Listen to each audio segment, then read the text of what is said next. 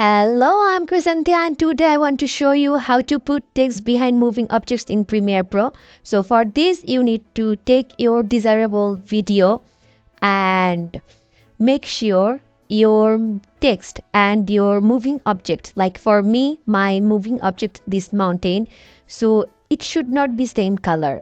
For example, if your mountain or if your moving object has some black or red color, then you have to choose a text color like white, another color. So just follow my instruction and you will find a magic.